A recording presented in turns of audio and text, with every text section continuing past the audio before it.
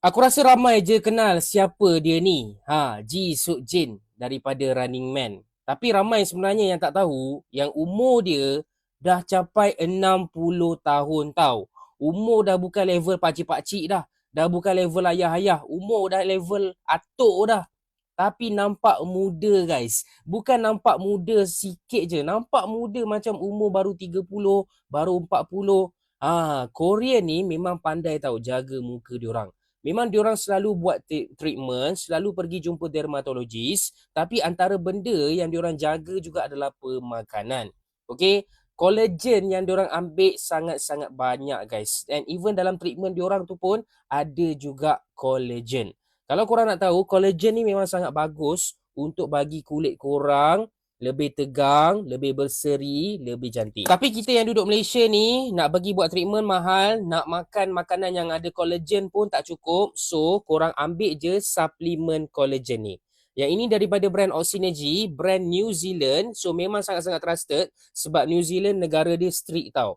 Dalam mendapatkan kelulusan untuk produk kesihatan macam ni. Yang ini KKM ada, FDA ada dan yang paling penting halal. So, korang ambil ni setiap hari. Dia dah bagi tahu dah dia punya arahan dekat sini. Untuk adult, ambil 2 selepas makan. Tapi ambil sekali sahaja. Maknanya satu hari 2 pil sahaja. Okey?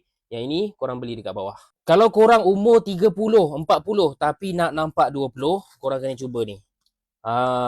Ini adalah sleeping mask yang mana memang bagus untuk kulit.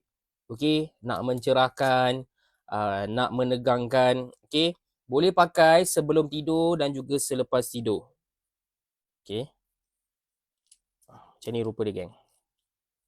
Selalunya orang akan pakai dekat muka lah.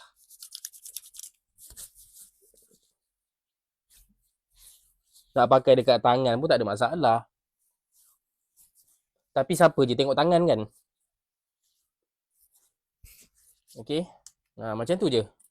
So, sebelum tidur korang pakai ni, bangun daripada tidur pun korang boleh pakai ni sebelum pergi kerja kan. Kalau berminat nak beli, korang tekan link kat bawah. Orang-orang lelaki, kalau korang bangun pagi tapi adik korang tak bangun-bangun, maknanya korang ada masalah dalaman. Selalunya lelaki akan ambil suplemen lah kan. Tapi suplemen zaman sekarang ni pun kita tak tahu tau yang mana bagus, yang mana tak bagus. Jadi aku nak recommend satu produk ni yang memang telah dikaji baik oleh Dr. Sam Han. Ini adalah produk kopi. Okey. Kopi ni nampak macam ni rupa dia. So dalam ni kalau korang beli, dalam ni ada banyak sachet tau. Macam ni rupa dia. Okay. So aku dah banyak dah minum ni. And yang bestnya rasa dia sedap. Rasa dia tak pelik pun. Manis ada, masin ada, creamy ada. Memang aku recommend.